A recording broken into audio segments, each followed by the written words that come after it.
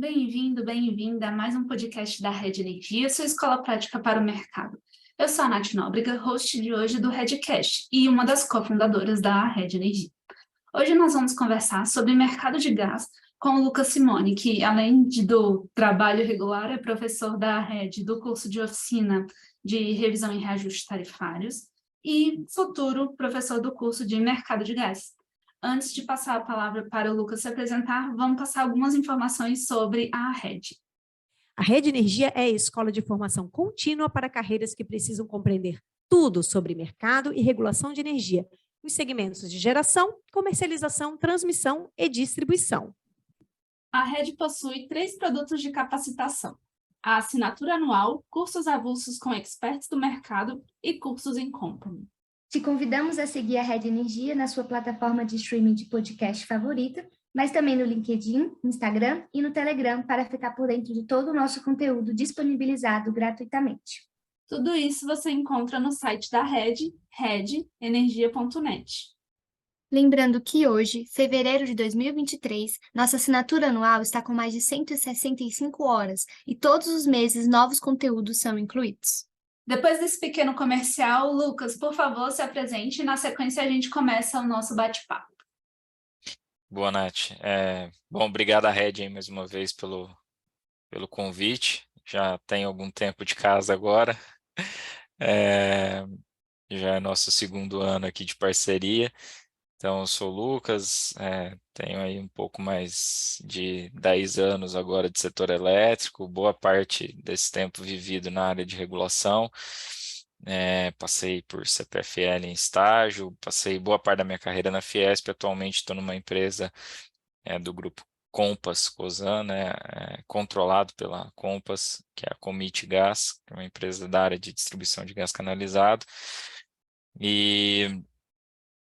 Bom, sou professor de tarifas aqui na Rede e agora esse ano, depois lá no final a gente conta a novidade, pretendo ou terei a oportunidade de dar mais um curso.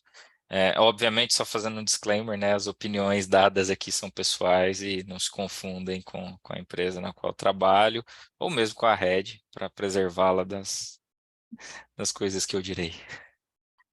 Algumas coisas polêmicas. Eu adoro polêmica, Lucas. Pode colocar mesmo. Mas só para comentar, eu já fiz o spoiler do curso de mercado de gás, então o pessoal já está sabendo.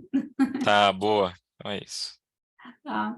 Lucas, então, antes da gente começar o bate-papo, eu queria entender qual que é o gás que a gente fala quando está falando de mercado de gás. É só o gás natural, o gás que sai ali junto com o petróleo, é o gás produzido por caldeiras, é o gás de cozinha. O que é esse mercado de gás? Que gás é esse? Sim. Sua pergunta é ótima, porque para quem acompanhou a tramitação da Lei do Gás em 2021, talvez alguns até se lembrem que no dia final, se eu não me engano, da tramitação ali na Câmara, tinha deputado com botijão de gás nas costas e tal, fazendo, enfim, propaganda do que ia ser votado, etc. Mas, em geral, quando a gente fala de mercado de gás, não é desse gás que a gente está falando, não é do GLP, que é o gás de efeito de petróleo, que é o gás de cozinha, conhecido aí como gás de cozinha. Em geral, quando a gente está falando de mercado de gás, estamos falando do gás natural, em primeiro lugar, e até então, até 2021, na vigência da antiga lei do gás, era deste gás que falávamos. Então, o hidrocarboneto, um gás que dá na natureza, sua formação básica, metano e etano, predominantemente metano, mas também tem alguma composição de etano junto. E um gás que pode ser explorado em mar ou em terra, ele pode estar associado ao petróleo ou não, e ele pode ser explorado em poços convencionais ou não convencionais. O modelo mais conhecido de gás não convencional é aquele americano, conhecido como gás de xisto, que é o gás que dá no meio de uma rocha porosa, e aí você faz a injeção de água em alta pressão, explode aquela rocha e tira o gás. Isso foi, na verdade, o gás que revolucionou ali o mercado americano de gás natural. Ele é um gás que não tem... Você tem algumas reservas no Brasil, mas ele não é explorado. O gás explorado no Brasil, basicamente, é o gás convencional e boa parte dele associado ao petróleo. Tá? Então, boa parte da nossa produção está no mar, boa parte dela associada ao petróleo. Você tem um pouco de gás produzido em terra, mas convencional ainda, reservas convencionais. Tá? Então, é deste gás que a gente está falando predominantemente, e agora, em particular, após a vigência da nova lei do gás em 2021, ela igualou outros gases que tenham a mesma composição, as mesmas especificações técnicas do gás natural, ela igualou em termos de enquadramento. Então, quando a gente fala ali dentro da lei do gás, é todo aquele gás que for enquadrado nas especificações técnicas aceitas pela ANP, do gás natural também é enquadrado. Então, por exemplo, o biogás, e em particular o biometano, que é um gás produzido a partir de biodigestores, né, de digestão anaeróbica de material orgânico, e aí pode ser resíduo orgânico, pode ser palha, biomassa da cana, lixo, enfim, tudo que é matéria orgânica que produz biogás a partir de um processo de biodigestão e que você consegue tratar esse biogás, tirar dele as impurezas e ele fique com um determinado percentual de metano, ele pode ser considerado, para efeitos da lei do gás, como o gás natural. Tá? Então, é basicamente disso que a gente está falando. Interessante, Lucas. Já tem uma pergunta espontânea aqui que não estava no roteiro. A gente consegue produzir esse gás em grande quantidade, esse gás que vem ali do biogás, do biodigestor, do biogás não, né? Do biodigestor, a gente já consegue fazer, assim, não é sintético, né? Mas é ali que passou por um processo. Sim, ele não só passou por um processo, como ele é um gás que hoje está muito atraente até por conta das questões ambientais, né? Porque é um gás basicamente renovável, porque ele é resultado de um outro processo, né? Então ele seria o resíduo de um processo que você ainda aproveita para produzir esse gás, enfim. Não é um combustível fóssil. Tá? Então ele é um gás que tem hoje muito apetite aí no mercado. Boa parte do biogás, você já tem uma produção de biogás hoje no Brasil, boa parte dela voltada para a produção de energia elétrica. Tá? E aí ele não precisa passar por essa última etapa que eu comentei. Você pode queimar o próprio biogás para a produção de energia elétrica num processo tradicional aí de geração de energia. O biometano em si, ele pode ser injetado na rede de gás natural, ou pode ser comercializado de outras formas, na rede de gás canalizado, ou pode ser comercializado de outras formas. Este ainda não tem uma escala tão grande, mas já é produzido. Você já tem, inclusive, algumas distribuidoras de gás canalizado no Brasil que compram biometano de fornecedores e entregam para os seus clientes finais. Tá? Então, e a expectativa é disso crescer bastante na década, tá? Então, para quem quiser estudar um pouquinho mais sobre isso, pode pegar lá o último caderno do PDE 2032, já saiu um caderno lá que trata sobre, não é o de meio ambiente, é um outro caderno que trata sobre biocombustíveis, tem um capítulozinho sobre biogás e biometano lá. Legal, Lucas, interessante. E agora, de forma geral, o Brasil ele já produz um gás para alimentar o mercado de gás que a gente está falando aqui, ou a gente importa, e se importa da onde? Tá. Então, assim, objetivamente, né, o Brasil tem uma produção nacional crescente de gás natural em todas aquelas modalidades que eu comentei. Mas só para você ter uma ideia de ordem de grandeza, né? Em 2010, ou seja, há 12 anos, o Brasil produzia 65 milhões de metros cúbicos dia de gás natural. E aí, só um parênteses aqui, milhão de metros cúbicos dia é para o mundo do gás natural, o que é o megawatt médio para o setor elétrico, tá? Só para a turma que não está muito acostumada com com as unidades de medida, é mais ou menos esse que a gente teria, né? É uma unidade média, não é o milhão de metro cúbico acumulado, é na média do dia. Então, O Brasil produzia 65 milhões de metros cúbicos dia em 2010. Em 2022, produziu aí na média, o número não está fechado, mas deve ter produzido na média em torno de 140 milhões de metros cúbicos dia. Então, a gente basicamente dobrou a produção de 2010 para 2022. E o PDE 2032, e aí sim tem um caderno lá específico só de gás natural, estima a produção em 2032 acima já de 300 milhões de metros cúbicos dia. Então, a gente dobra nos 10 anos anteriores, 10, 12 anos anteriores, e mais do que dobra nos próximos 10 anos, tá? Então, é mais ou menos isso que a gente está falando. Agora, dessa produção, e isso a gente chama de produção bruta, você tem que deduzir algumas coisas. Não é toda essa produção que fica disponível ao mercado. Uma parte disso é consumido nas próprias unidades de exploração e produção de petróleo. Uma parte disso é absorvido nas unidades de processamento de gás natural, e aí eu vou precisar falar um pouquinho sobre a cadeia para explicar isso, mas basicamente pensa que você está produzindo lá o gás no mar, e o consumo está aqui na terra. Então, como é que você faz? Você precisa ter uma infraestrutura no meio. Então, você tem entre a plataforma e o litoral os gasodutos de escoamento, tá? Que basicamente vão trazer o gás lá do mar até aqui o litoral. No litoral você tem as unidades de processamento de gás natural azul, PGNs, que vão fazer o tratamento desse gás que vem lá do mar e vão deixar ele nas especificações técnicas que ele precisa para ser injetado, e a partir da UPGN ele é injetado na rede de transporte de gás, que seria as linhas de transmissão, e depois é entregue lá na ponta na distribuição. Então, uma cadeia mais ou menos semelhante à energia elétrica, mas no lugar da geração você tem toda uma infra aqui, que é a exploração, o escoamento e a unidade de processamento. Bom, então uma parte desse gás que é produzido lá no mar, ele é consumido na própria plataforma, unidade de exploração e produção. Uma parte dele é consumido aqui na UPGN, por uma questão aqui de forma de tratar, e até porque você perde alguns gases ou retira para outros processos. Agora, isso a gente está falando, em torno de 10% é consumido aqui, 2, 3% é consumido aqui. Agora, a maior parte da nossa produção, portanto, eu estou falando, no máximo 15% sumiu nesses dois processos. A questão é que em torno de 50% do gás produzido hoje no Brasil, ele é reinjetado no poço. Então, ele é produzido, mas ele é reinjetado. Então, dos 140 milhões, em torno de 60, 70 milhões, volta para dentro do próprio poço.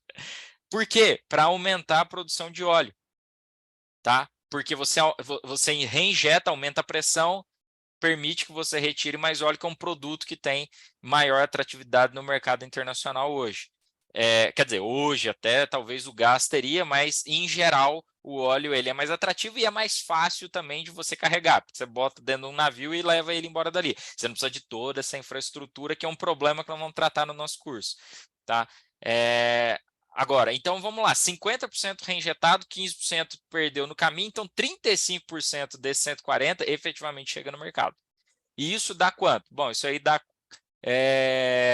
50, 60 milhões de metros cúbicos dia. 60, vamos arredondar. 60 milhões. E de qual é o tamanho do mercado? O mercado brasileiro, eu vou dar a resposta trivial, depende. Porque depende muito da geração termoelétrica. Em geral, o mercado brasileiro é da ordem de 70 milhões de metros cúbicos dia. Mas ele pode chegar até próximo de 100 milhões de metros cúbicos dia. 2014 foi assim, 2021 foi assim, tá?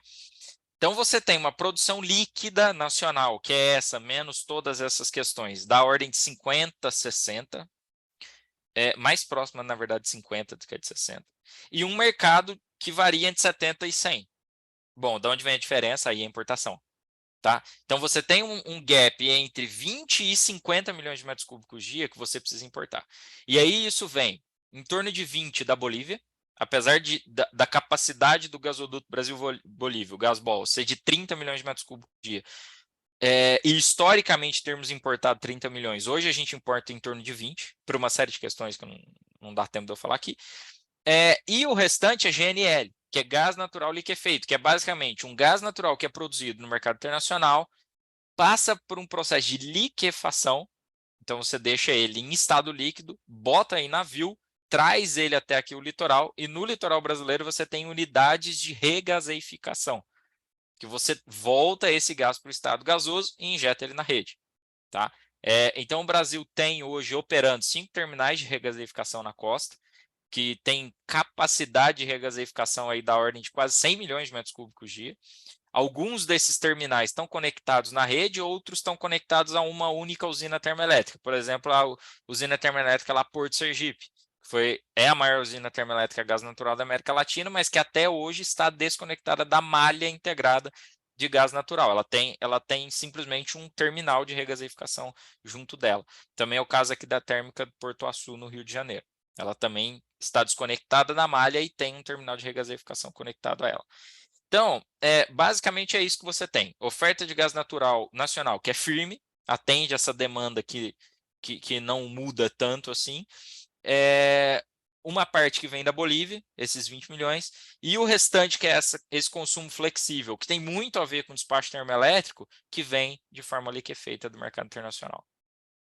Interessante, Lucas. E você comentou que a produção do gás está em expansão. A demanda por ele também está? Talvez pelo... Mais ou menos. O que a gente observou na primeira década dos anos 2000, sim, foi um aumento significativo na demanda de gás natural. No início dos anos 2000, você tinha um consumo, eu diria, incipiente de gás natural no país, mas foi quando você colocou de pé ou no chão o gasoduto Brasil-Bolívia, construiu boa parte da infra que você tem no Brasil hoje, e então alavancou o crescimento, né, alavancou o consumo nesse período. Nessa segunda década, em particular depois de 2013, 2014, você teve uma estagnação do consumo, mas aí é derivado basicamente de 2 movimentos. Grandes demandas âncoras já tinham sido atendidas, ou seja, as grandes indústrias consumidoras já estavam atendidas, e 2, a própria atividade econômica do país paralisou. Então, esse gráfico a gente vê na energia elétrica. O consumo de energia elétrica no Brasil de 2014 para cá andou de lado, cresceu, mas cresceu marginalmente. O mesmo aconteceu com o gás natural. Então, é natural que isso aconteça, dada a atividade econômica do país e dado que a indústria é um dos maiores consumidores de gás do país. E o restante, que é a demanda termoelétrica, como eu disse, varia muito. Então, você tem anos onde, por exemplo, 2021, onde ela consumiu em torno de 50 milhões, na média, 40 milhões de metros cúbicos dia, e 2022, que ela deve ter consumido 10 milhões de metros cúbicos dia na média. Tá? Por quê? Porque foi um ano de despacho térmico muito baixo. Tá? E 2023 se avizinha apresentando a mesma coisa. Então, dizer que a demanda, como está se confortando a demanda de gás natural, depende um pouco dessas variáveis. E aí, quando você pega o próprio PDE, qual é a expectativa da EPE? É de uma demanda, é de uma oferta líquida, agora já né, descontada as outras coisas. Uma demanda líquida que cresce, então aqueles 300 milhões que eu falei é bruto. A líquida vai estar em torno de 100 e pouco, em termos de oferta. O mercado não térmico crescendo aí da ordem de 10, 15 milhões de metros cúbicos dia, em relação a hoje, que é da ordem aí de 50 milhões mais ou menos, 50, 60 milhões. Então, um crescimento baixo, relativamente baixo, em relação ao tamanho da oferta, e o complemento disso seria o crescimento do mercado de geração termoelétrica. Tá, entendi. E, Lucas, o fato da gente importar essa diferença oferece risco ao suprimento de gás do mercado, ou é um mercado apaziguado, assim, é uma venda, uma importação mais apaziguada? Como que é? Em geral, não nos expôs a riscos de abastecimento, tá? Então, assim, essa regra de que a gente produz X%, 50%, 60%, 70% da nossa demanda, ela não mudou muito ao longo do tempo, tá? Então, a oferta de gás nacional vem crescendo, mas você continua consumindo um tanto lá do gás boliviano. Em geral, isso não nos expôs a risco de abastecimento, mas você teve algumas situações de estresse. O próprio 2021, em maio de 2021, aconteceu uma situação de estresse. Então, o Brasil já estava ali no começo, ou na conclusão, no fim do período úmido, início da crise hídrica, todo mundo sabia que a situação estava bastante crítica do ponto de vista de abastecimento, e a Bolívia reduziu 30% do que ela estava exportando para o Brasil naquele momento, porque ela optou por fazer essa exportação para o mercado argentino. Aí tinha uma questão de custo de oportunidade, o gás natural preço tinha subido no mercado internacional, a Argentina precisava de um pouco mais, enfim, tinha toda uma conjuntura onde valia mais a pena para a Bolívia exportar para a Argentina do que para o Brasil. Isso gerou um estresse muito grande no mercado interno. Por quê? Porque a gente sabia que a demanda estava crescendo e ia crescer muito rápido nos meses seguintes, e o nosso principal exportador, até aquele momento, estava tirando o pé. Então, gera estresse.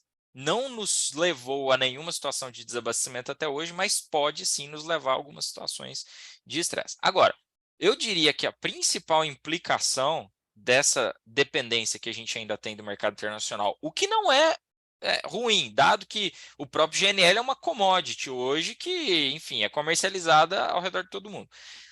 O principal impacto dessa dependência do mercado internacional, de fato, é preço. E aí, em situações de preço do mercado internacional, em particular do mercado de GNL, e hoje isso é uma coisa importante da gente entender, existe um descolamento entre o mercado de gás e o mercado de petróleo. Por muitos anos isso andou junto. Hoje existe um descolamento, uma vez que o GNL se tornou uma commodity que é transacionada no mundo de forma independente do óleo. E até, se você pegar o próprio ano de 2022, com a crise ali entre Rússia e Ucrânia, o preço do GNL disparou, o preço do óleo tinha subido um pouco, mas num patamar muito diferente. Então, você teve, de fato, um descolamento muito forte. Então, o preço do gás transacionado ou vendido no Brasil hoje, em geral, ele é indexado ao Brent, tá? Que é óleo.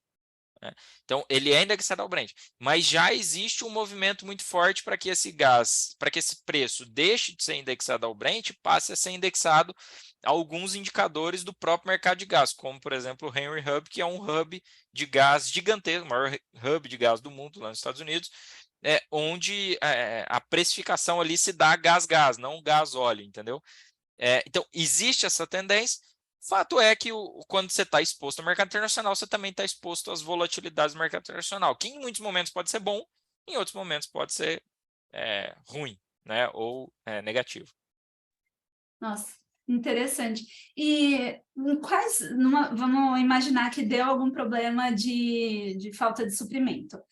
Quais áreas e setores ficariam prejudicadas se isso acontecesse, Lucas? E essa pergunta acaba casando com em qual estágio de maturidade está o mercado de gás, né?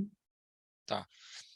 Eu acho que essa pergunta conversa com duas coisas. Conversa com a questão do estágio de maturidade do mercado e também com quem são os principais consumidores, né? Que eu tangenciei aqui, mas não expus claramente. Então, quem seria afetado numa eventual falta? Bom, basicamente a indústria. Tá? A indústria é a maior consumidora. Então, daquele consumo que eu falei do Brasil, entre 60 70 milhões de metros cúbicos dia, em torno de 40 é indústria.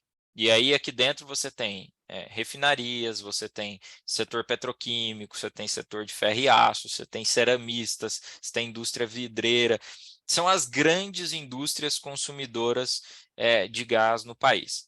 Tá? Então, é essa turma que está exposta a qualquer falha que houver de abastecimento.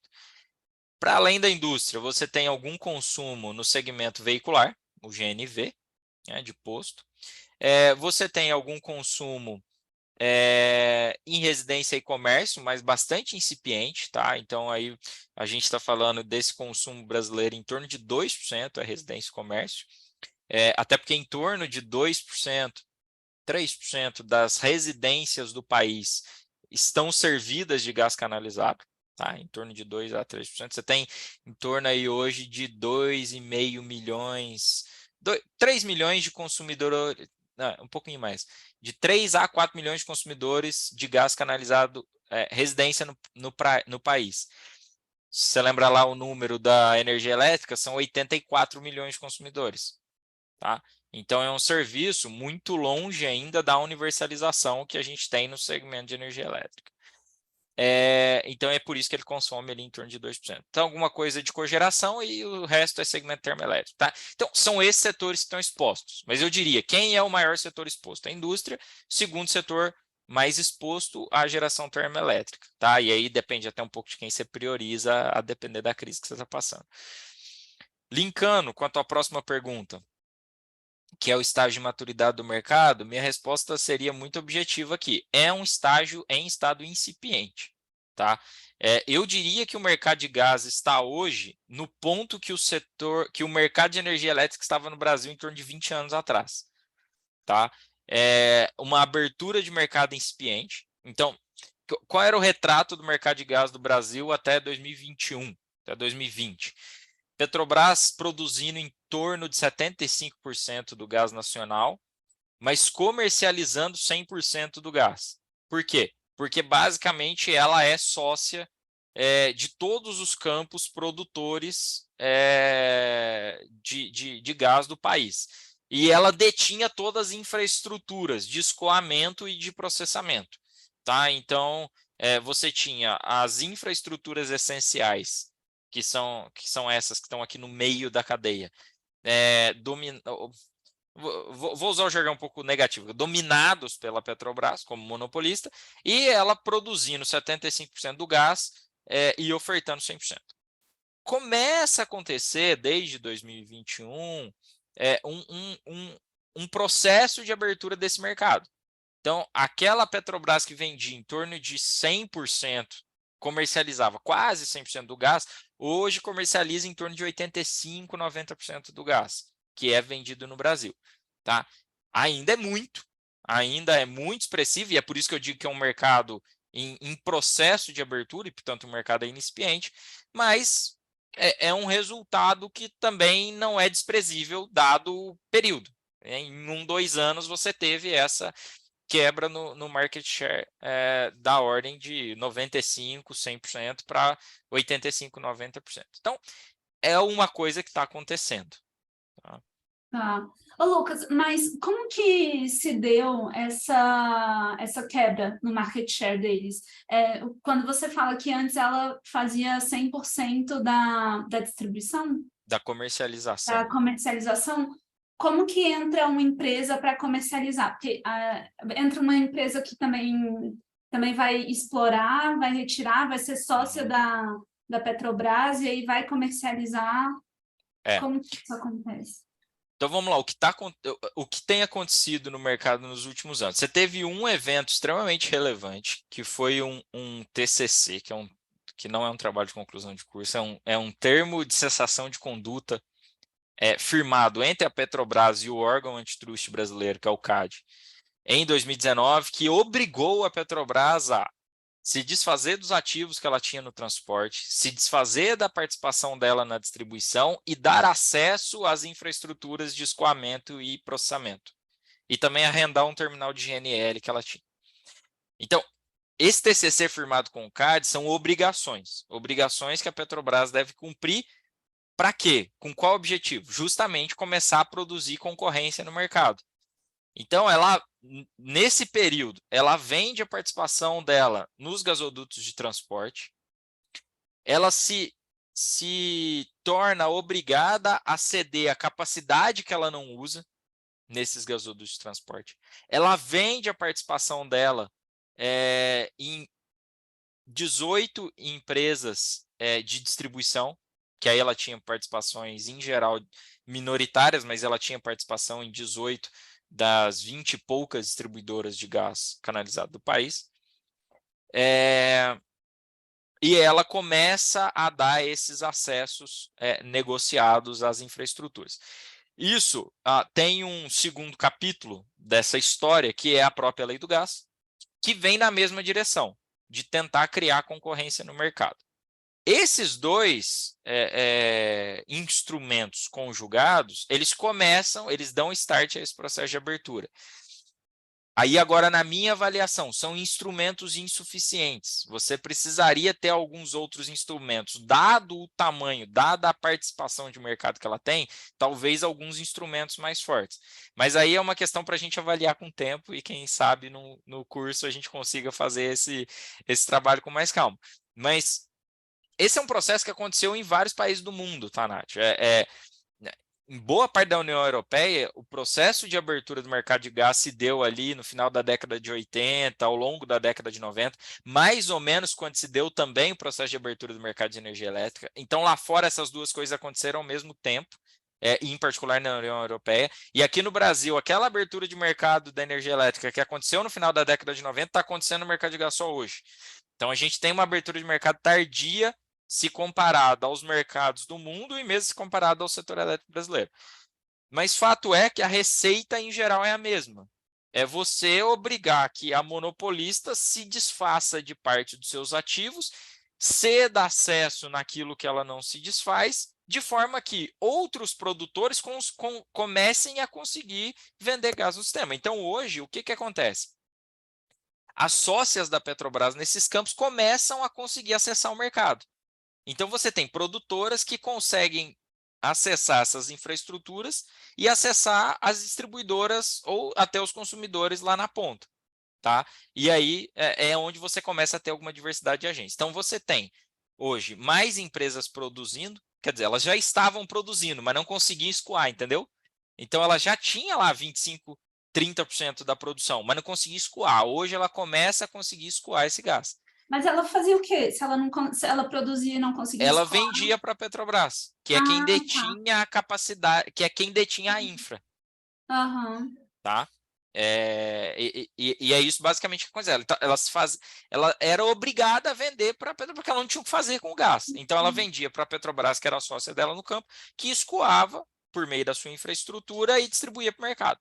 A partir do momento que a Petrobras é obrigada a dar acesso, e tudo isso acontece a partir do TCC, em particular, e depois um pouco também pela lei do gás, aí ela começa a ter espaço. Então, ela começa a ter espaço no cano para trazer o gás dela do mar, trazer ele e vender no mercado. Entendi, entendi, Lucas. E assim, com a perspectiva de que a demanda não cresça tanto nos próximos anos, você acha que tem chance dessa abertura do mercado de gás trazer muitos players para chegar ao ponto de ter uma concorrência considerável, assim? Sim, você tem, dentro dessa perspectiva de crescimento da oferta, aí você tem algumas estimativas, mas hoje, por exemplo, você tem 70% do gás sendo produzido pela Petrobras e 30% por outros produtores. E aí, em outros, você tem alguma diversidade, tá? Você tem Shell, você tem Equinor, você tem Galp, você tem a própria Eneva, que tem alguns campos em terra relevantes ali no Nordeste. Enfim, alguma outra que eu estou esquecendo. Mas você tem alguma diversidade aqui. Você tem aí uma dezena de produtoras com diferentes, né, quantidades de produção, mas você tem aí uma dezena, pelo menos, de produtores que poderiam competir por esse mercado. A tendência dentro daquele crescimento da década é que essa participação da Petrobras naturalmente caia de 70% para alguma coisa em torno de 50%, pelas participações percentuais de cada uma nos campos. Tá? Então, aí você já está começando a vislumbrar uma coisa que se parece com o mercado concorrencial, né? Ainda com uma empresa com uma participação muito significativa no market share, mas 50% pelo menos na mão de outras que já conseguem concorrer um pouco para esse mercado, tá? Tá, interessante. E, Lucas, como que o mercado de gás se conecta exatamente com o setor elétrico? É só ali nas térmicas ou tem mais algum ponto de contato? Assim, fundamentalmente na térmica, que é quem consome, né? Então, a térmica, como eu comentei, ela pode chegar a consumir até mais gás natural do que a própria indústria. Isso aconteceu, por exemplo, no ano passado com a crise hídrica. E aí eu deixaria 2 pontos aqui de reflexão, Nath, e esse vai ser objeto de uma das nossas aulas, que é explorar a integração entre esses 2 setores, porque você tem 2 realidades, isso aqui para quem está um pouquinho mais de tempo no setor elétrico vai entender. Você tem 2 realidades, eu diria assim, 2 demandas distintas de cada setor. Qual é a grande demanda do setor elétrico na próxima década? Flexibilidade, certo? Com a inserção massiva das renováveis, você vai ter uma geração, diria, de base significativa, que junta com a hidrelétrica, que também é uma geração de base importante, mas você fica exposto ao quê? Às variações da produção, tanto de eólica quanto de solar, principalmente. Bom, quem faz essa complementação é um recurso flexível. E quem é esse recurso flexível hoje no Brasil? São as hidrelétricas. Agora, a hidrelétrica ela tem 2 questões principais hoje que eu diria, limitam esta flexibilidade dela. São os compromissos e são os critérios ambientais e ou de usos múltiplos da água. Então, qual foi o grande desafio da crise hídrica de 2021? A geração inflexível hidrelétrica. E aí a gente pode passar um tempão só discutindo isso. Mas fato é que a hidrelétrica hoje, apesar de, por definição, ser um recurso bastante flexível, no Brasil ela é muito inflexível. E aí pega lá o PEN 2022, 2026 do ONS, dá uma lidinha e tem lá um capítulo só discutindo essa questão da inflexibilidade hídrica. Bom, então, se a hidrelétrica não consegue fazer essa complementação, quem vai ser o recurso flexível? O gás natural. A térmica, a gás natural predominantemente, que é aquela de menor emissão. Esse é um lado da história. Agora, o outro lado da história é essa disponibilidade de gás nacional, eu falei, é basicamente um gás em mar associado ao petróleo. É um gás que está a 300 quilômetros da costa. O que ele precisa para que o produtor ponha a mão no bolso, construa uma infraestrutura, traga esse gás até a costa, processe ele e coloque na rede? Ter certeza de que vai usar. Demanda. Uhum. Firme. E para esse cara que tem um gás associado ao petróleo, demanda flexível não interessa. Por quê? Porque ele tem um gás que é firme. E que precisa ser escoado de forma firme. Então, olha só, de um lado você tem uma demanda do setor elétrico por flexibilidade. Do outro lado, você tem uma demanda do setor de gás natural por inflexibilidade do lado do consumo. Que parte dela é dada por indústria, residência, setor automotivo. Agora, o que a gente está dizendo que vai ser o grande motor de expansão do consumo de gás do Brasil nas próximas décadas? É a geração térmica. Agora, a geração térmica predominantemente flexível. Então, você tem uma equação não simples de ser resolvida. E o ponto é, se toda geração térmica a partir daqui for contratada de forma flexível, nos leilões, por exemplo, de reserva de capacidade, qual era a contratação do leilão de reserva de capacidade o ano passado? Inflexibilidade máxima de 30%, mas não contratou nada de geração inflexível. Toda a geração termoelétrica que foi contratada no primeiro leilão de reserva de capacidade foi flexível. 100% flexível. Então, ou seja, é usina termoelétrica com 0 de demanda garantida. De onde vai vir esse gás? GNL, principalmente. É um gás que vai vir do mercado internacional que vende o quê? Vende flexibilidade. Tá? Agora, o GNL não é a resposta para a gente trazer o gás do pré-sal para a costa. Então, a gente tem uma equação aí muito interessante a ser fechada e que eu, enfim, de novo, vou tentar aprofundar no curso como é que a gente fecha essa equação. Legal, Lucas. Se você sabe como fecha, então pelo menos tem esperança. Não sei. Mas tô debruçado nesse tema há alguns anos já. Que legal, Lucas. Bacana. E quando tem um ponto de contato ali entre o mercado de gás e o mercado de energia, quem que define os pepinos? É a ANEEL ou a ANP? Tá. Bom, quando você está falando de geração termoelétrica e quando você está falando do produto energia elétrica, é a ANEEL. Quando você está falando do insumo gás natural, é a ANP. E aí só tem uma questão, tem uma singularidade do mercado de gás em relação ao mercado de energia elétrica no Brasil, sobre uma questão de competências, que eu vou só pincelar.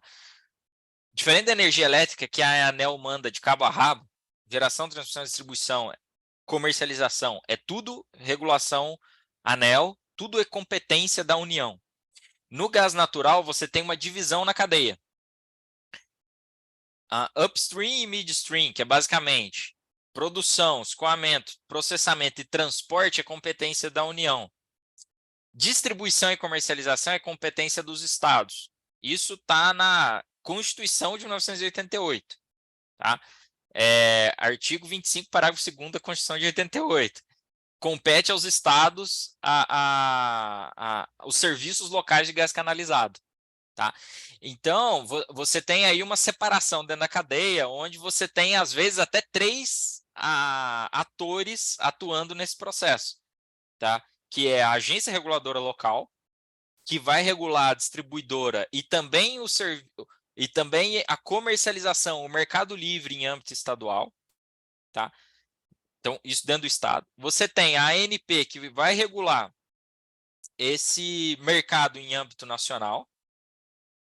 E aí você pode ter a ANEEL trabalhando sob a ótica da geração termoelétrica aqui, regulando a usina termoelétrica. Tá? Então você tem esse conjunto de atores operando quando você tem, usando teus termos, um pepino aí no setor de gás natural.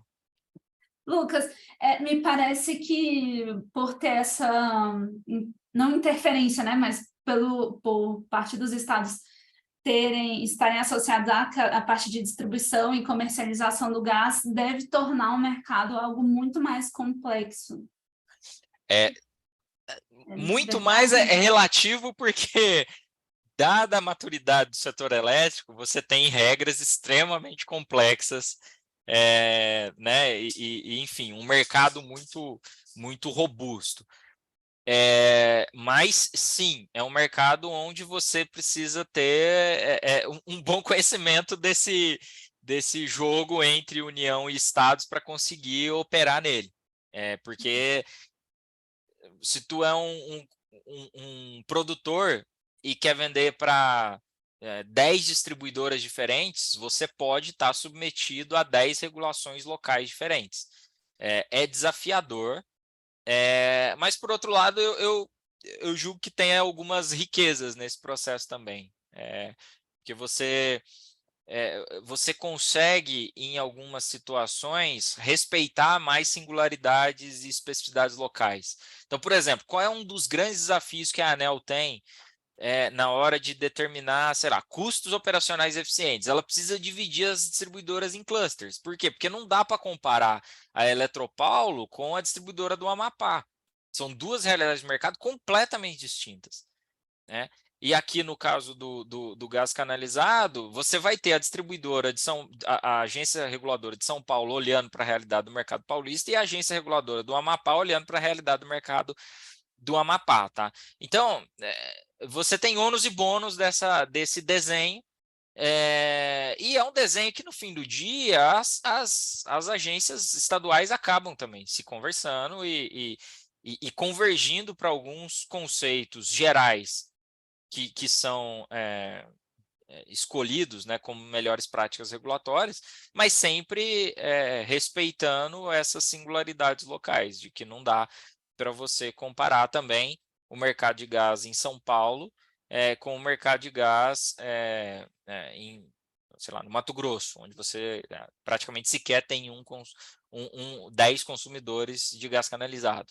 Tá? Então, um pouco o que acontece no mercado hoje é isso. E é um mercado entre os estados com estágios muito diferentes. Né? Na verdade, quando você fez a tua pergunta sobre a maturidade, eu ainda falei da maturidade em âmbito nacional. Agora, se você comparar as realidades estaduais, mais ainda. Cada estado é uma história dentro desse mercado. Uhum. Legal. Ô, Lucas, e você saberia dizer por que está na Constituição que a distribuição do gás fica com os estados e a da energia não? Porque a gente precisa conversar com o Constituinte. Né? Mas assim, você tem dentro dos setores de infraestrutura essas diferenças, né? Então, por exemplo, no caso da energia elétrica, a competência federal; no caso do gás, a competência é dividida entre União e Estados; no caso do saneamento, a titularidade do serviço de saneamento é municipal. E isso foi um desafio gigantesco quando se discutiu lá o novo marco de saneamento, por exemplo.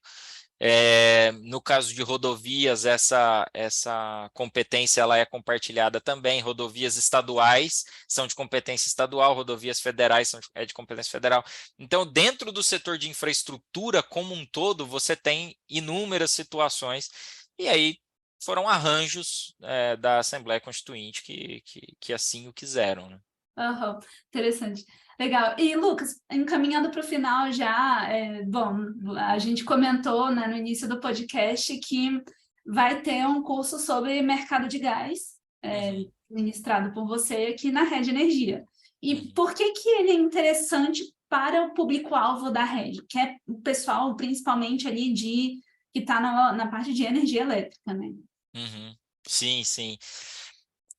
Bom, primeiro que eu acho que se abre aqui, e até por conta de tudo que eu disse, um mercado que deve crescer bastante na década, tá? Então é um mercado aí, como eu disse, incipiente, em processo de abertura.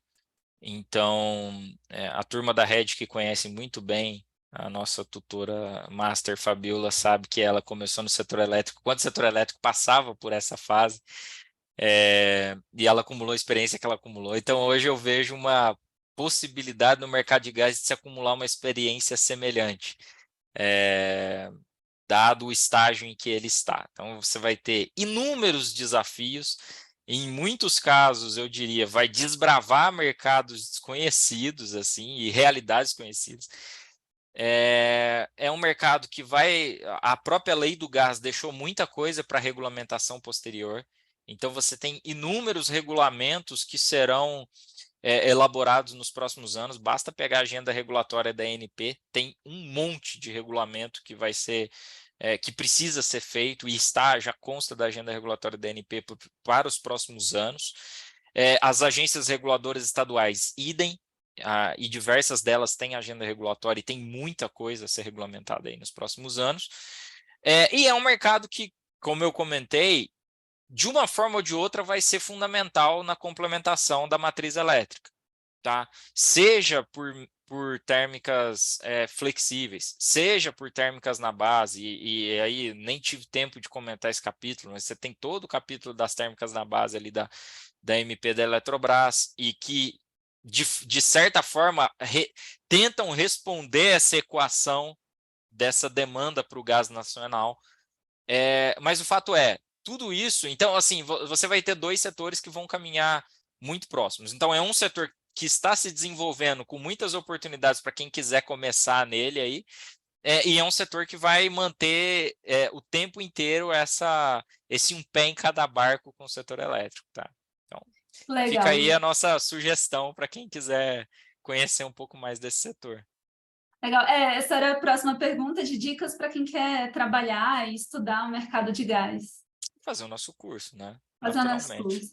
curso. Vai ser em abril, acho que é abril, não é? Em abril. Abril. Em abril. Pessoal, fique de olho. Esse podcast já dá para comprar o curso, inclusive, se você quiser garantir sua vaga, mas a gente vai começar a anunciar mais para perto. Legal, Lucas, muito bacana, muito interessante mesmo, assim, essa parte da equação que não fecha, deixa uma curiosidade, assim. Vamos ver, quero assistir o seu curso, estarei lá. Será um prazer. Obrigada por estar aqui, ouvintes também, e antes do tchau, se você gostou desse episódio, não deixe de ouvir os outros, e para deixar as sócias felizes, deixe sua avaliação do podcast. Lucas, um beijo, até a próxima. Tchau, gente. Valeu, Nath. Tchau, tchau, pessoal. Este foi mais um episódio do Redcast, que está disponível no YouTube, Spotify, Deezer, Amazon, Apple Podcast, Google Podcast, Castbox e também na plataforma da Red Energia. Acompanhe o Redcast na sua plataforma favorita e receba uma notificação sempre que adicionarmos um novo episódio. Até a próxima!